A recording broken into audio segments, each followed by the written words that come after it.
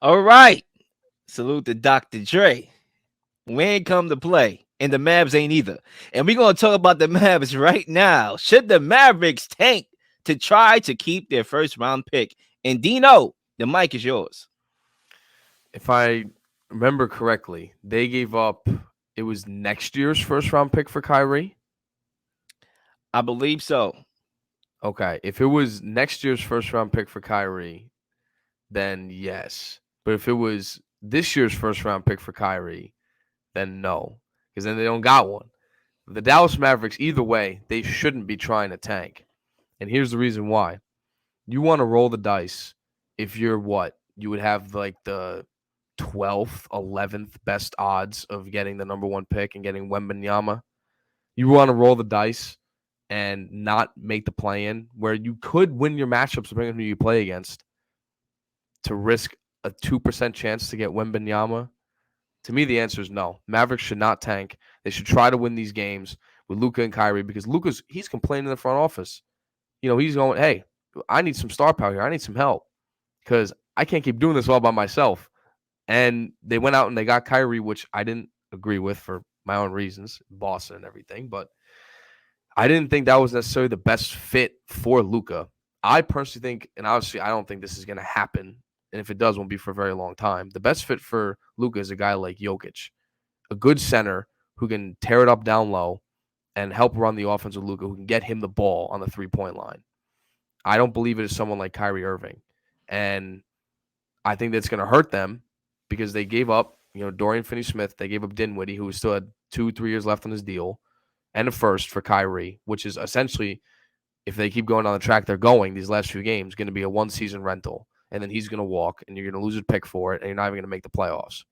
So the Mavericks have to do everything in their power to make the playoffs because right now they're going down a dangerous path. They were in the Western Conference Finals last year, and where are they now? They're in 11th place in the West, not even in the play-in tournament. Like, come on now. Mavs got to do everything in their power to get in this play-in tournament, and at least they got to get in that 8th seed somehow. Because if they don't even make the playoffs, that's going to not only entice Kyrie to leave, but it's also going to entice Luka in today's culture to request a trade in a few years' time or maybe even next year. Who knows? But if they keep going down this path and they can't build enough talent around Luka and they can't entice more free agents to come out here and play, Dallas Mavericks going to be in big trouble. Zay, if you want to get in here, by all means. Um, the Mavericks should not tank to try to keep that first round pick. Reasons being, you don't want to already push Luka Doncic more out the door than he already is. He's already at the breaking point, essentially. He's already quoted that this thing's outside of the basketball court that he's dealing with that is becoming and that is impacting his production on the floor. So if you're going to be tanking, losing games even further, Luka could probably just start asking, why am I even in the NBA if I'm going to be feeling like this and also losing basketball games? It doesn't really make sense.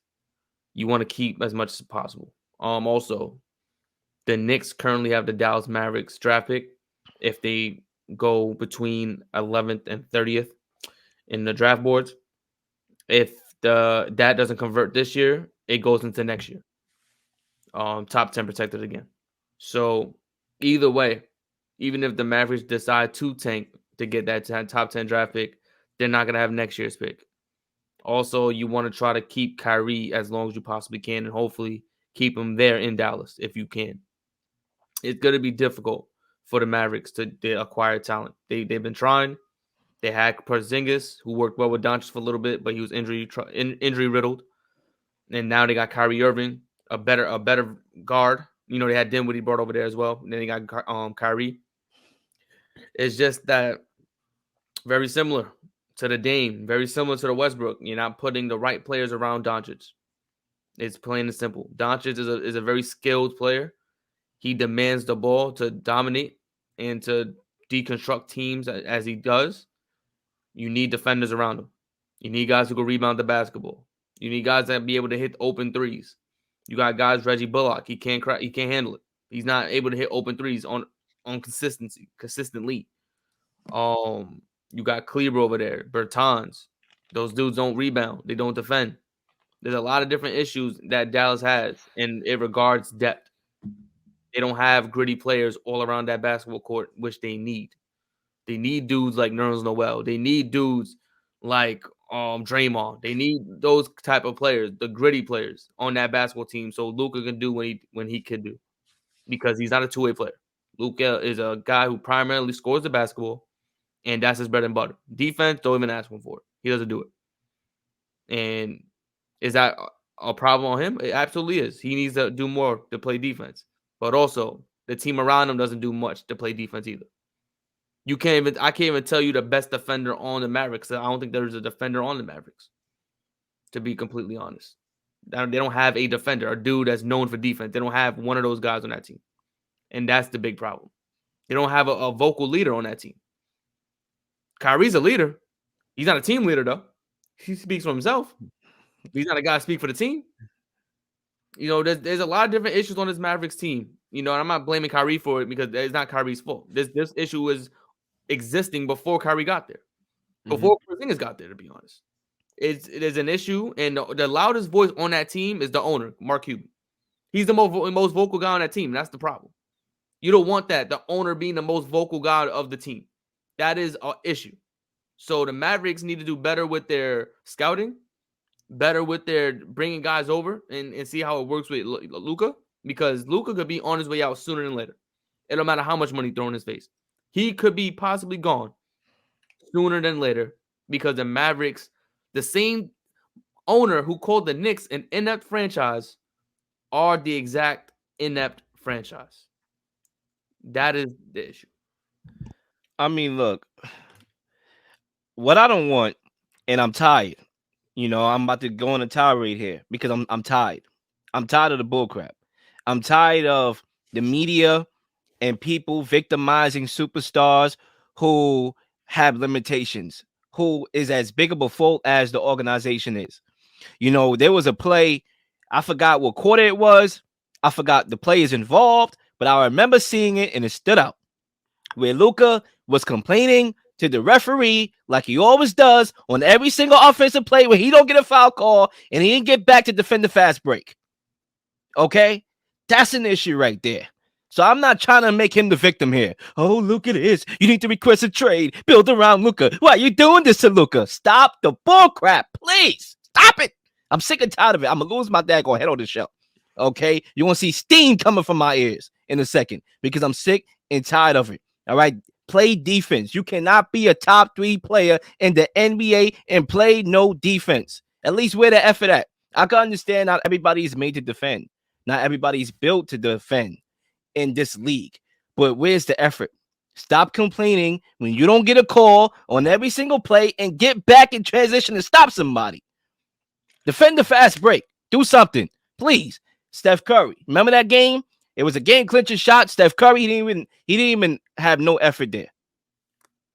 What's going on? So look, I do got a question before I proceed to answer the question, because when I was reading up on it, I heard that if they have a top 10 pick, they can keep that pick. That's what I heard.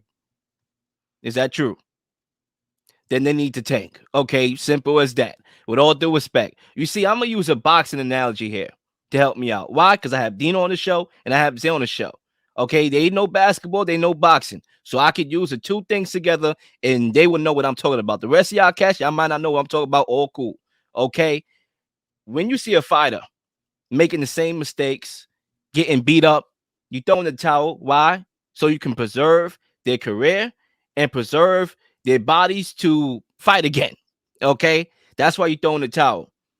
The Mavericks are not showing that they learned anything so far from their mistakes previously. You know what this remind me of specifically? The Sean Porter fight, where his father stopped the fight, not because he was badly hurt. No. Don't get it twisted. Sean Porter was not hurt. He wasn't learning. He wasn't following the game plan. He was making the same mistakes he made in previous fights that cost him, like the Errol Spence fight, and he threw in the towel. When you look at the Mavericks, to bring it back to the NBA, I didn't fully leave the NBA. You look at the game against the 76ers. They were shooting well to start off the game, right? First quarter, lights out. Woo! And in the fourth quarter, they only put up 17 points in the fourth quarter. Worst rebounded team in the NBA. Okay, worst rebounding team in the NBA. They can't defend. No defenders on this team. All right. Also, you can say that because they ISO the most in the league, everybody just standing there looking pretty on the 3-point line, and guys are out of rhythm. So when you talk about Reggie Bullock and you throw shots at him, Zay, yeah, he's cold. He's standing there. What you expect? You know what I'm saying? So the Mavericks have a lot of issues that are not going to be fixed, whether they make the playoffs or not. And if they make the playoffs, realistically, how far do we think they're going to go? No team, correct me if I'm wrong, I will shut up and you can correct me.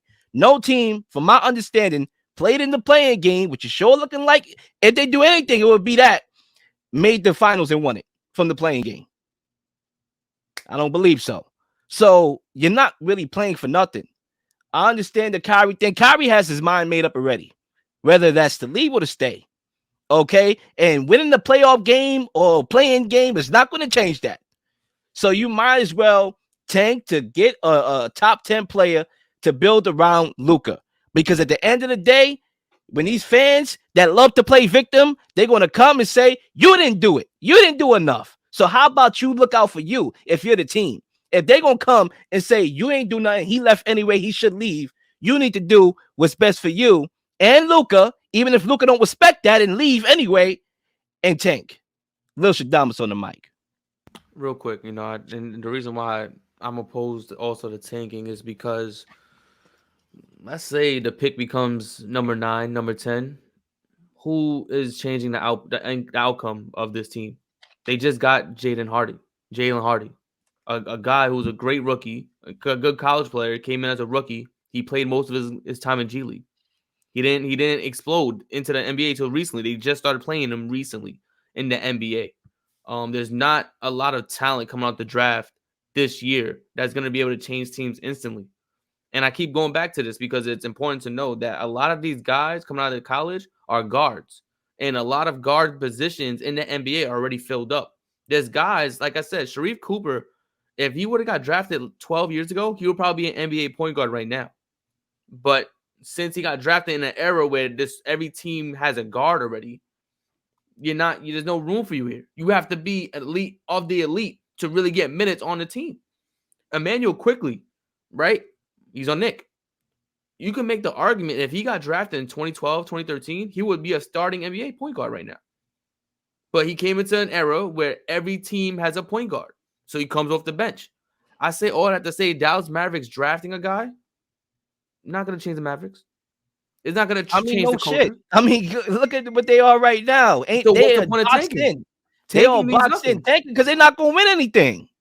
So, but to tank, I take my chances in the draft. They're not going to win anything. But unless they get Wembanyama, I don't really know who's going to come in there and help them out right now because they need Luka and Kyrie. They need help right now.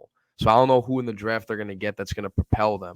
If I'm the Dallas Mavericks, what I'm doing is... Right now, they are stuck. Right now, even if they get into the playing game, it's not going to help them right now. I agree. But my thing is I would rather them go to the playing game because at least if they go into the playing tournament and maybe they make the first round of the playoffs, even if they do that and they lose, it is still more enticing than them just collapsing and not making the playoffs at all because they were the 5 seed at one point this year and now they collapsed to the 11th. So that already in itself isn't a good look. And the best way to do that is honestly over the summer, they need to blow it all up. Keep Luka, keep Kyrie short, blow it all up. Everyone on that team is tradable. Trade them, get players, get free agents, make trades. They need to get a whole remodeled team to build around them because that's honestly the thing that they have to do. They need to trade everybody on that team. Everyone's tradable except Luka. To be honest, it's going to be hard anyway, right? And we know that. We know it's going to be hard anyway to build around Luka and Kyrie Irving because both of them are below average defenders. So that's where you're starting off. Yep. So now you know the type of guys that you need. You need defensive reinforcements to surround them. You need a big to be able to get rebounds and all that. But, these guys, they draft for a living. They scout for a living. That's not my intel. They need to be the one to watch the film and see what guys can help contribute to this team. It may not be a starter. Next year, it could be somebody they develop. But that's why you develop guys. Not every guy, you're right. Not every guy is going to be automatically, you draft him, he's going to play today. There's certain guys that you're going to have to take their time to develop those guys. But at the end of the day, you're not going nowhere. You're just not realistically. And when all fails, Luka is gone, right? According to Zay, he's out of there. You're still going to get blamed regardless. So you need to do what's best for you and Luka at the same time. And just, hey, if Luka leaves, fine. I did what's best for me. I got my young guy with a top 10 pick whom I can groom and develop. In case I do, A, go into a full rebuild stage, or B, try to surround Luka with something. Because they're boxing, they traded picks, they tried to build around Luka so many times. Kristaps Porzingis, they trade assets. They don't have a lot of assets to work with. The one asset that they really have is a top 10 pick, which they have to tank in order to get. They don't have a lot of wiggle room. I get that, and it also is part of the Mavericks' own doing because look at Porzingis now. He's having statistically he's having one of the best seasons of his career in Washington. And that's like what you it goes trade back him. to our I game feel like point. when they trade him away, I didn't really like that move because I was like, You forgot the yeah, best one. I get the guy's been out, he's been hurt, but he's literally in Washington. He's had one of the best statistical seasons of his career, more than when he was an All-Star. So You it's forgot like the Mavs kind of do that to themselves too. Nah, and this is my point. One of my final points. And Zay, I'll pass it to you. I know you want to speak. My fault. Go ahead. This is the point that I'm trying to make. A lot of these players, when you talk about Dame, same thing. Luka, same thing. They just want to score the basketball. They offer no more to the game than just scoring the basketball. That's the problem. That's why you have to put certain guys to play with them. You can't put clones, right? Luka likes to dominate the ball. Yes, Kyrie will play more off ball than in years past, but he also is ball dominant in his own right. He loves to cook up with the ball in his hands. Okay, so it's hard to trade and get guys to pair alongside these superstars because they don't evolve their games. They don't make anybody better.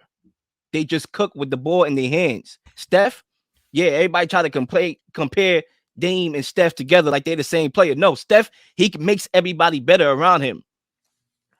He can affect the game in other ways. That's the problem. So instead of us victimizing these cats, oh, Dame, you need to leave. Request a trade. Luka, you need to leave. Request a trade. How about you evolve your game? Russell Westbrook, the media is treating you horrible. No, how about you shoot a daggone three-pointer? I mean, he did in the last game, don't get me wrong. Yeah, how about that? Solo they lost his Clippers win. That was shots. good. You know what I'm saying? Congratulations. We need to give a round of applause for that. How about you do that more consistently, my brother? That's what I'm saying. We victimize these athletes so much, and I'm exposing it on this daggone show. Real quick. The best part of the Mavericks' failure is not that they traded Porzingis and got whatever they got back. Is that they got nothing for Jalen Brunson, who's taking the Knicks to the playoffs. They did nothing to try to keep Jalen Brunson, who arguably was the best player in that playoff team last season, who single-handedly took apart the Utah Jazz, averaging 29 and 10 as a starter without Luka on the court. I agree. Another thing, and I know Leel is a big component of not victimizing the superstars, which is true. They shouldn't. But when you have the power to tell teams to bring these guys over, because for whatever reason, and I don't know what's happening, I don't know why the organizations do this. When superstar players tell them to bring guys over, they don't. Rather, it's on their fault, whoever is at fault, they don't bring these guys over. It's not until the superstar finally threatens a trade is when an organization starts to do right. They don't do nothing until the moment a player threatens to get traded. When they start trying to acquire guys, they start bringing coaches around, pieces around, all the yada yada. Why does it have to get to this point? You know, superstars go to their GMs all the time. Yeah, bring this guy over. We need this. We need that. We need this. But why is it until he threatens, I want to leave the organization, I don't want to be here no more, is when everything they supposed to change. Everything changes. Now the organization's helping them out. Now the organization's doing this. They're doing that. Because if you want to go back, let's go back to the Dame topic one moment. When Dame and CJ were playing together, somebody threatened. There was a rumor around that Dame wanted out. Somebody threatened something, and that's when Portland started putting pieces together to go after Norman Powell, to go after this guy, that guy, these different pieces. Go to different players. Kevin Durant, when he wanted to leave Golden State, or he wanted to leave Brooklyn. Oh, we got to bring in Royce O'Neal from Utah Jazz. We're gonna bring in this guy, that guy. LaMarcus Aldridge coming back. All these different components happen when guys threaten to leave. I just do not understand why it has to get to that point. When a guy's unhappy, you have to finally put pieces around. And I know LaMarcus Aldridge was not the right one. That was And Kevin Durant wasn't the right one either. That was a horrible comparison because they did everything they asked for. That was a great everything comparison. he wanted. Everything he wanted, DeAndre Jordan, everybody, that's horrible comparison right there. Everything else, maybe I'll take your point on that. But Kevin Durant, nah, they did everything he wanted from the get-go. They didn't want to sign Kyrie Irving. They signed him along with him. They did everything. So, this is my last point as we close to our final topic. It's never going to be perfect, right? Teams are going to hit on draft picks. Teams are not going to hit on draft picks. As we talked about with the Trailblazers, that's 2017 draft. They missed out on Donovan Mitchell. My Knicks missed out on Donovan Mitchell. It happens, right? And you have to move on. You have to try your best to make your superstar happy. That's what it comes down to, right? Superstars, they do get that superstar treatment. We know that exists in the NBA, especially, and in any other sports league, a superstar treatment exists. But what I'm saying is that when we victimize these cats for not evolving their game, and we talk about, they just need to leave, they need to request trades, we need to stop that.